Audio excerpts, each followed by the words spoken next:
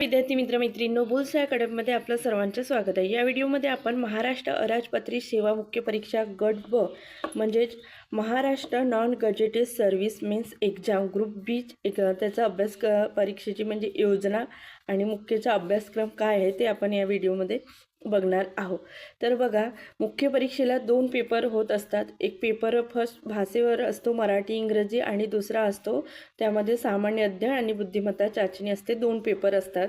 पहिला पेपर हा 200 गुणांसाठी असतो, 100 प्रश्न असतात, आणि दुसरा पेपर हा सुद्धा 200 गुणांसाठी असतो पण 100 प्रश्न असतात। असे एकूण 400 गुण, म्हणजे एक प्रश्नाला 2 गुण असतात। आणि जे केवळ पोलीस उपनिरीक्षक म्हणजे PSI पद आहे त्यासाठी शारीरिक चाचणी 100 गुण असते आणि मुलाखतीला 40 गुण असतात। असा पद्धतीचा हा म्हणजे आहे परीक्षेची योजना हे आहे। तर पेपर 1 मध्ये मराठी 50 प्रश्न असणार आहे, 100 गुण, म्हणजे मराठी 50 प्रश्न 100 गुण, इंग्रजी 50 प्रश्न 100 गुण। तर मराठीसाठी दर्जा 12वीचा दिलेला आहे आणि इंग्रजीसाठी दर्जा पदवीचा दिलेला आहे। माध्यम मराठी, मराठीसाठी मराठी, इंग्रजीसाठी इंग्रजी, म्हणजे मराठी इंग्रजी दोन्ही भाषेमध्ये पेपर असतो। परीक्षेचा कालावधी किती असतो ते 1 तास असतो आणि 1 तासामध्ये 100 प्रश्न सोडवायचे असतात आणि वस्तुनिष्ठ बहुपर्यायी स्वरूपाचे हे प्रश्न असते व निगेटिव्ह मार्किंग आहे। प्रत्येक चुकीच्या उत्तरासाठी 25% किंवा म्हणजे 25% म्हणजे वरचे 1/4 एवढे गुण एकूण गुणामधून वजा होत असतात। एखाद्या प्रश्नांची एकापेक्षा अधिक उत्तरे दिली असल्यास किंवा ज्या उमेदवाराने उत्तरपत्रिके पूर्ण वर्तुळ चिन्हांकित केले नसेल अशा प्रश्नाचे उत्तर चुकीचे समजण्यात येऊन त्या प्रश्नाच्या उत्तराकरिता सुद्धा 1/4 म्हणजे निगेटिव्ह मार्किंग होत असते। म्हणून गोल पूर्ण करायचा नाही तर मग तो पूर्ण कोरा ठेवायचा असतो। वरीलप्रमाणे कार्यपद्धतीचा अवलंब करताना अंतिम गुणांची बेरीज ही अपूर्णांकात आली तरी ती अपूर्णांकातच राहील आणि पुढील कारवाई त्यांच्या आधारे करण्यात येईल। म्हणजे अपूर्णांकामध्ये निकाल आला तर त्या अपूर्णांकातच राहतो। जसं 45.30 असला तर 45.30च राहतो, एकही वाढवल्या जात नाही किंवा कमी केल्या जात नाही। एखाद्या प्रश्नाचे उत्तर अनुत्तरित असेल तर अशा प्रकरणी नकारात्मक गुणाची पद्धत लागू होत नाही। म्हणजे जे प्रश्न अजिबातच येत नाही ते प्रश्न नाही सोडवलं तर मायनस मार्जिनचा फटका बसणार नाही। तर डिटेलमध्ये अभ्यासक्रम मराठीमध्ये काय दिलं आहे, सर्वसाधारण शब्दसंग्रह, वाक्यरचना, व्याकरण, म्हणी व वाक्यप्रचार याचा अर्थ आणि उपयोग, तसे उतार्यावरील प्रश्नाची उत्तरे। एक उतारा असतो, मराठी आणि इंग्रजी दोन्ही मध्ये असते, 5 प्रश्न त्यावर असतात। तर अशा पद्धतीने जर तुम्ही आता म्हणजे MPSCने आतापर्यंत घेतलेले सगळ्या एक्झामचे PYQ केलं तर त्यामध्ये 50% तुमचे प्रश्न सॉल्व्ह होत असतात। आणि प्रश्नपत्रिका बघूनच अभ्यास करा, म्हणजे चांगला अभ्यास होत असते। इंग्रजीमध्ये सुद्धा तोच अभ्यासक्रम आहे मराठीमध्ये जसं सांगितलं तसंच। Common vocabulary, sentence structure, grammar, use of idiom and phrases, their meaning आणि कॉम्प्रेशन ऑफ पॅसेज आणि पॅसेज असतो। अशा पद्धतीचा दुसरा पेपर बघूया। दुसऱ्या पेपरमध्ये दिले आहे सामान्य क्षमता चाचणी। या विषयामध्ये घटक आणि उपघटकांचा समावेश आहे। त्यामध्ये बघा, सामान्य बुद्धिमत्ता व आकलन, यामध्ये बुद्धिमत्तेवरचे प्रश्न आहेत ते तो मस्त इजी लेवलचेच आहेत। तसे बुद्धिमत्ता चाचणीमध्ये 10 प्रश्न असतात बुद्धिमत्तेवर। चालू घडामोडी यावर सुद्धा 10 प्रश्न, जागतिक तसेच महाराष्ट्रासह भारतातील अंकगणित व सांख्यिकी अंकगणित याच्यावर 10 प्रश्न आहेत, म्हणजे गणित बुद्धिमत्तावर 20 गुण आहेत। माहितीचा अधिकार अधिनियम 2005 व महाराष्ट्र लोकसेवा आयोग लोकसेवा हक्क अधिनियम 2015 या दोन्ही मिळून आणि 5 प्रश्न आहेत। माहितीचा अधिकार आणि महाराष्ट्र लोकसेवा हक्क अधिनियम 2015 हे दोन्ही मिळून 5 प्रश्न असतात, म्हणजे 10 गुण।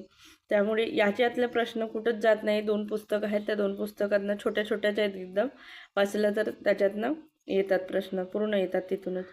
त्यानंतर आहे की भारतीय संघराज्य व्यवस्था, भारतीय राज्यघटना, स्थानिक स्वराज्य संस्था, कार्यकारी मंडळ, न्यायमंडळ व विधिमंडळ. तर त्यामध्ये उपघटक दिलेले आहे. घटना कशी तयार झाली आणि घटनेच्या प्रस्तावने मागची भूमिका व तत्वे, घटनेची महत्त्वाची कलमे, ठळक वैशिष्ट्ये म्हणजे घटनेची, केंद्र राज्य संबंध, निधर्मी राज्ये, मूलभूत हक्क व कर्तव्ये, राज्य धोरणाची मार्गदर्शक तत्वे, शिक्षण, युनिफॉर्म सिव्हिल कोड, स्वातंत्र्य, न्यायपालिका, राज्यपाल, मुख्यमंत्री, मंत्रिमंडळ, त्यांचे कर्तव्ये, अधिकार, कार्य, राज्य विधिमंडळ, विधानसभा, विधान परिषद व त्यांचे सदस्य, अधिकार, कार्य व कर्तव्ये, विधी समित्या इत्यादी हा अभ्यासक्रम दिलेला आहे. अभ्यासक्रम बघून आणि PYQ बघून अभ्यास करा. प्रश्न म्हणजे चांगला म्हणजे निकाल येईल आणि पुन्हा रिव्हिजन करा म्हणजे होते. त्यानंतर आधुनिक भारताच्या विशेषतः महाराष्ट्राचा इतिहास. यावेळेस म्हणजे आधीचा अभ्यासक्रम होता त्यामध्ये महाराष्ट्राचा इतिहास होता. आता आधुनिक भारताचं म्हटलेलं आहे, आधुनिक भारतासोबत महाराष्ट्र. तर आतापर्यंतचं मेन्सचे जर PYQ बघितलं तर तुम्हाला महाराष्ट्राच्या इतिहासावर प्रश्न दिसेल, पण आता भारताच्या याच्यावर पण ते विचारतील. त्यामुळे अभ्यासक्रम म्हणजे फॉलो करायचा. सामाजिक व आर्थिक जागृती, त्यामध्ये 1885 ते 1947 पर्यंतचा इतिहास बघायचा आहे.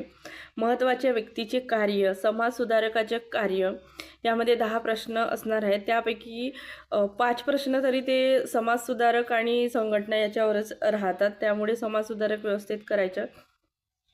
समाजसुधारकांचे कार्य, स्वातंत्र्यपूर्व भारतातील सामाजिक जागृतीवरील वर्तमानपत्रे, शिक्षणाचा परिणाम, स्वातंत्र्यपूर्व काळातील इतर समकालीन चळवळी आणि राष्ट्रीय चळवळी. हा अभ्यासक्रम इतिहासासाठी दिलेला आहे. 10 प्रश्न असतात म्हणजे 20 गुण. भारताच्या व महाराष्ट्राचा भूगोल महाराष्ट्र आणि भारत दिलेला आहे. त्यामध्ये महाराष्ट्राच्या व भारताचा प्राकृतिक भूगोल, मुख्य प्राकृतिक विभाग, त्यामध्ये हवामानशास्त्र, पर्जन्यमान व तापमान, पर्जन्यातील विभागवार बदल, नद्या, पर्वत, पठार, विविध भूरूपे, राजकीय विभाग, प्रशासकीय विभाग, नैसर्गिक संपत्ती, वने व खनिजे, मानवी व सामाजिक भूगोल, लोकसंख्या, लोकसंख्येचे स्थलांतर व त्याचे उगम आणि इष्टस्थानावरील परिणाम, ग्रामीण वस्त्या व तांडे, झोपडपट्ट्या व त्यांचे प्रश्न आदी. महाराष्ट्राचा भूगोलच होता मेन्सला अभ्यास. आता भारत व महाराष्ट्राचा भूगोल, त्यामुळे भारत आणि महाराष्ट्र दोन्ही करायला पाहिजे. पर्यावरण हे म्हणजे भारताच्या व महाराष्ट्राच्या भूगोल यामध्येच पर्यावरण ॲड केलं आहे. म्हणजे त्या 10 प्रश्नामध्येच हे पर्यावरणावर सुद्धा 2च प्रश्न येतात, 2 किंवा 3. तर ते करंटला धरून असतात किंवा एखादा प्रश्न म्हणजे पुस्तकातून असतं. तर स्टेट बोर्ड व्यवस्थित केलं भूगोलासाठी तर महाराष्ट्र आणि भारताच्या तर त्यातून प्रश्न सुटतात.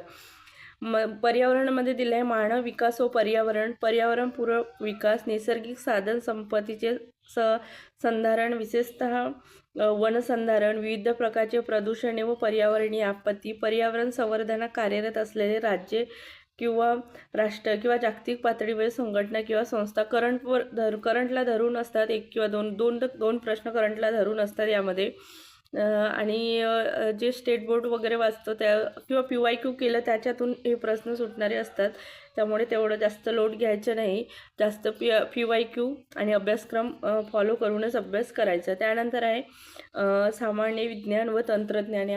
हा जो घटक आहे हा कमीत कमी 20 प्रश्न तरी यामध्ये असतात, कारण माहिती व संप्रेषण तंत्रज्ञान वगैरे ह्या सगळ्या गोष्टी आहेत त्याच्यामध्ये.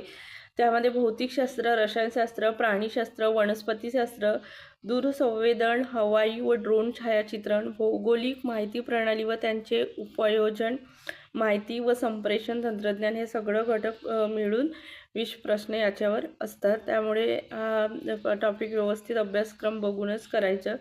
त्यानंतर आहे अर्थव्यवस्था व नियोजन विकास विषयक अर्थशास्त्र. त्यामध्ये समग्र लक्ष्य अर्थशास्त्र, त्यामध्ये दिलं आहे समग्र लक्ष्य अर्थशास्त्र, वृद्धी आणि विकास, सार्वजनिक वित्त, आंतरराष्ट्रीय व्यापार आणि आंतरराष्ट्रीय भांडवल.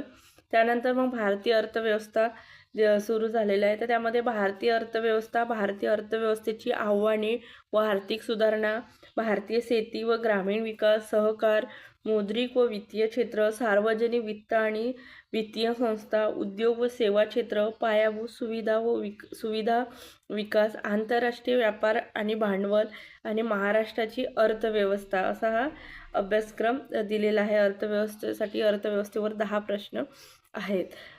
तर तुम्ही जर या चॅनलला नवीन आले असाल तर चॅनलला सबस्क्राईब करून घ्या आणि तुमच्या मित्रमैत्रिणीपर्यंत शेअर करा. जे पूर्वचा अभ्यास करत आहेत त्यांनी सुद्धा हाच अभ्यासक्रम फॉलो करा, म्हणजे मीन्सला पूर्वला तुम्हाला चांगला स्कोर येईल. आणि मीन्स जर पूर्व जर आपल्याला अभ्यास करतच द्यायचा आहे तर मीन्सचा अभ्यास आधीच करून ठेवलं तर खूप म्हणजे इझी जाते. आणि मीन्स आणि पूर्व याच्यामध्ये जास्त तफावत नाही आहे, फक्त मराठी इंग्रजी वेगळं आहे. तर मराठी इंग्रजी पण पूर्ण दुर्लक्ष करून चालत नाही, तर मराठी इंग्रजीसुद्धा करायला पाहिजे. कारण आता म्हणजे सरळ सेवेच्या एक्झामसुद्धा येणार आहेत, त्यामुळे जसं मेन्सचा अभ्यासक्रमच व्यवस्थित करा, म्हणजे म्हणजे कोणती पण एखादी पोस्ट तुमच्या हाती लागू शकते. हा अभ्यासक्रम आहे, व्यवस्थित रिवाईज करा. जर तुम्ही या चॅनलला नवीन आले तर चॅनलला सबस्क्राईब करून घ्या. हा व्हिडिओ इथंच थांबवते. धन्यवाद.